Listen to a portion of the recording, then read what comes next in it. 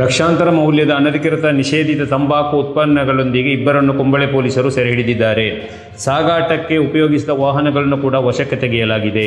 ಕರ್ನಾಟಕದಿಂದ 2 ಟೆಂಪೋಗಳಲ್ಲಾಗಿ ಸಾಗಿಸಲಾಗುತ್ತಿದ್ದ ತಂಬಾಕು ಉತ್ಪನ್ನಗಳೊಂದಿಗೆ ಇಬ್ಬರನ್ನು ಸೆರೆ ಹಿಡಿಯಲಾಗಿದ್ದು, ಕಣ್ಣೂರು ಜಿಲ್ಲೆಯ ಚೇವೂರಿನ ಅನ್ಸಾರ್ ಹಾಗೂ ಸಾದಿಕ್ ಅಲಿ ಎಂಬುವರು ಸೆರೆಗೀಡಾದ ವ್ಯಕ್ತಿಗಳಾಗಿದ್ದಾರೆ.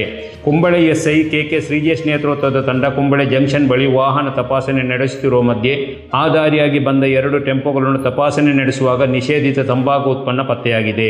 ಒಂದು ಟೆಂಪೋದಲ್ಲಿ 3,12,000 ಪ್ಯಾಕೆಟ್ಗಳು ಹಾಗೂ ಇನ್ನೊಂದು ಟೆಂಪೋದಲ್ಲಿ 1,70,000 ತಂಬಾಕು ಉತ್ಪನ್ನಗಳ ಪ್ಯಾಕೆಟ್ಗಳು ಲಭಿಸಿವೆ. ಇವುಗಳ ಮೌಲ್ಯ ಸುಮಾರು 15 ಲಕ್ಷ ರೂಪಾಯಿ ಆಗಿರುವುದಾಗಿ ಪೊಲೀಸರು ತಿಳಿಸಿದ್ದಾರೆ.